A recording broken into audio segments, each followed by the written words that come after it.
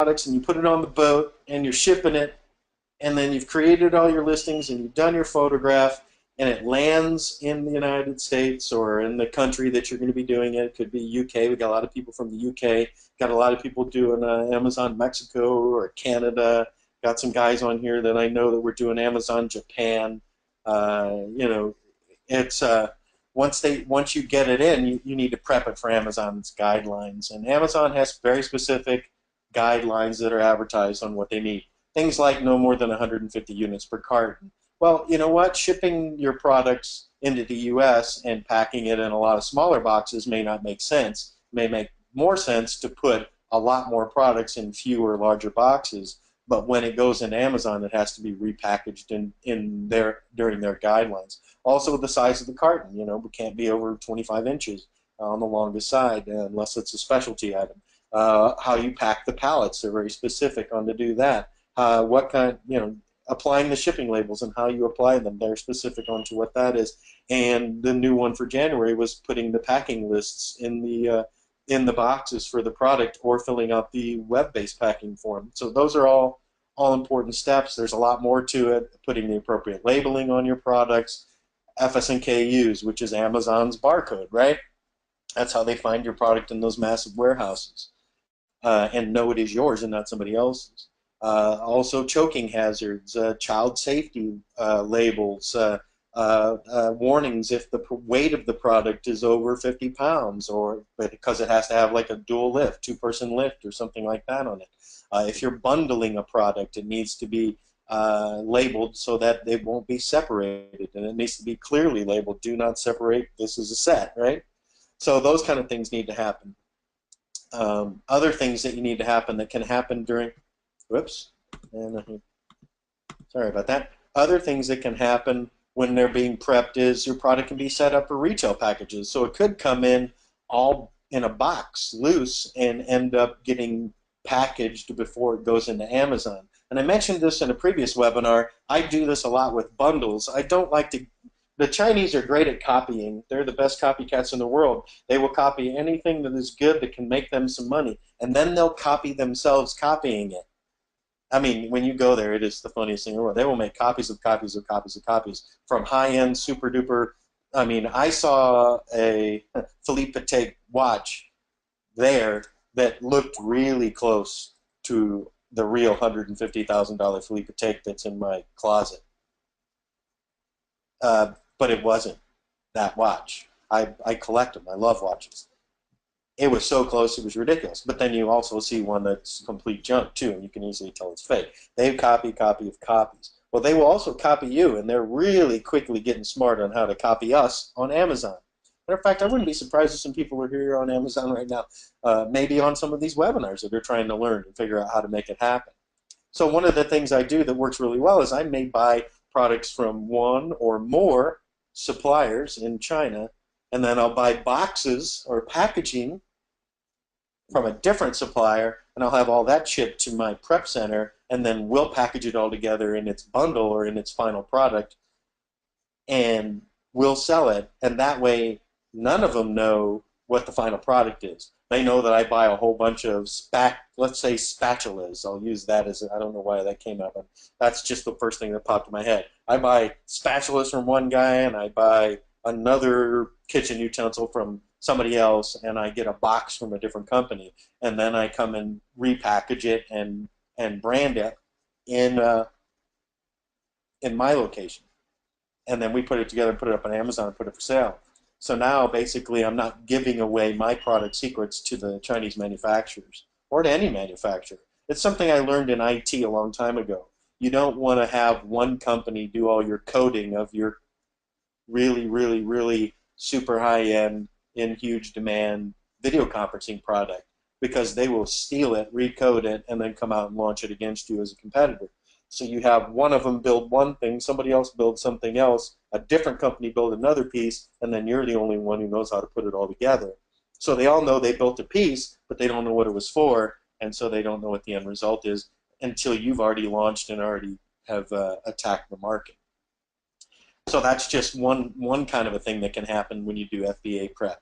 Polybags really common.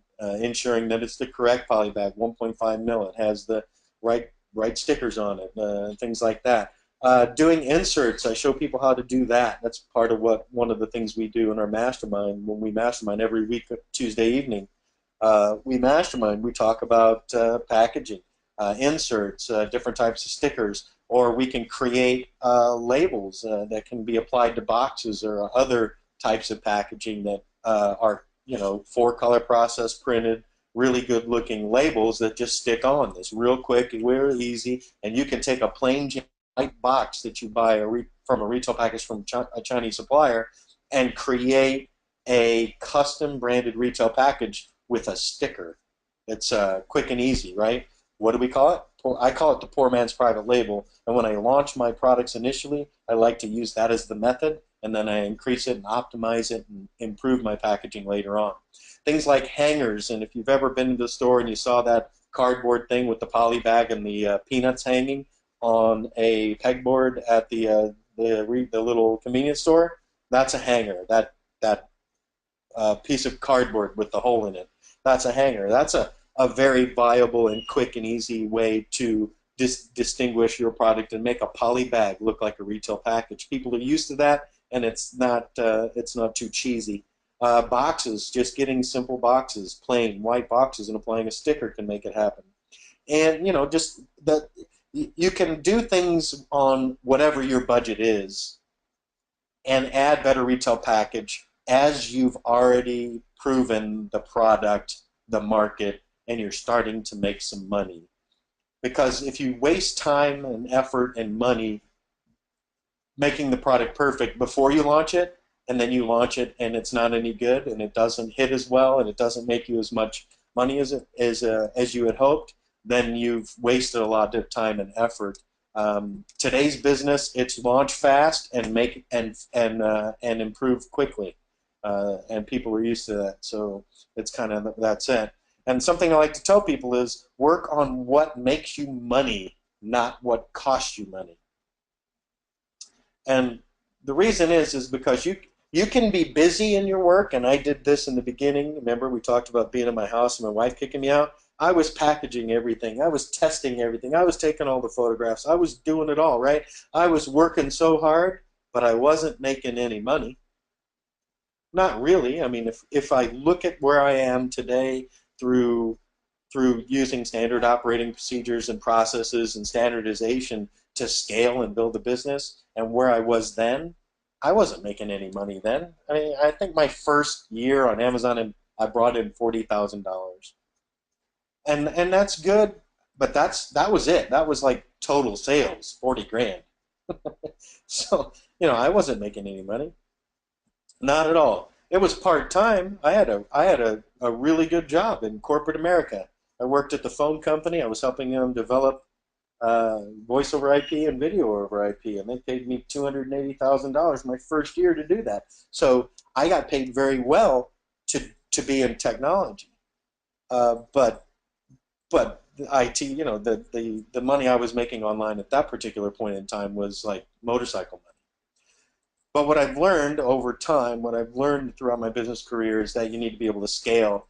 And as a business owner and a CEO, well, actually, let me phrase it this way, and you'll probably understand a little better. You can choose to be the leader of your company, or you can choose to be an employee of your company. If you're doing all the work, if you're labeling the packages, if you're constantly focusing your effort on the busy work, the part that costs you money, then you've created yourself a job. If you're focusing on what makes you money, on growing your business, then you understand. That's what businessmen do different than employees. They focus on how to create money, how to build their business, and not on what costs money. So that's why you talk about people, who once they finally get a virtual assistant, it changes their life in business, because prior to that, they were doing all the work. And this may be you. It was me. I understand it, and I understand that there's no way we would scale to the point we are today if it wasn't for finding good people communicating with them, giving them an opportunity to succeed, and trusting them to do their job, but verifying they're doing it correctly. So working on what makes you money is so much more important than what costs you money. Shipping a product costs you money. Putting labels on a product costs you money. Putting it in a bag costs you money. Getting it prepped for Amazon costs you money. Taking photographs costs you money. And you may be a great photographer. I love taking pictures personally. Personally, I do. But that costs you money. Because those are all tasks. I call that the grunt work. That's the grind.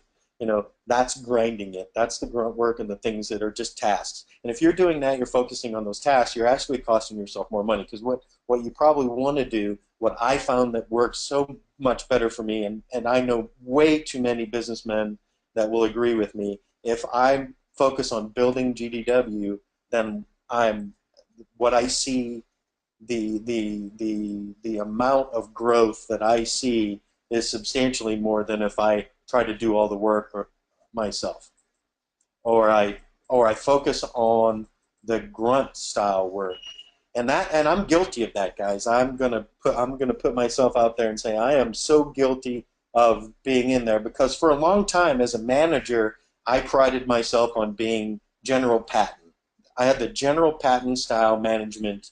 And that's basically, hey, I'm a manager, this is our team, we're a squad, we're at war, I'm a soldier, I'm your commander, but I'm not going to command you from behind a desk. I'm going to command you. I'm going to be out here like Patton with my stainless steel 45s right in the middle of the battle, and I'm going to fight and die with you. I'm not going to command you or demand you to do something while I sit in my ivory tower.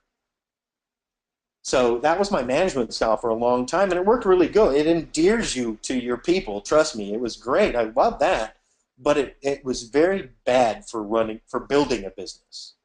Running a team, yes. Building a business, no. And until I learned that I needed to focus on building my company and not doing the grunt work, the busy work, my business didn't change. I got stuck. I plateaued. I could only do as much or make as much money as I had time in the day to do all the work. And the problem is there was never enough time in the day to do all the work. And because if you do good and you treat people right and you serve people well, your business grows fast, but your team and your business grows fast from a customer perspective, but your team doesn't grow fast enough to be able to keep up with it. So, ensuring that we work on what makes money and not what costs us money is extremely important.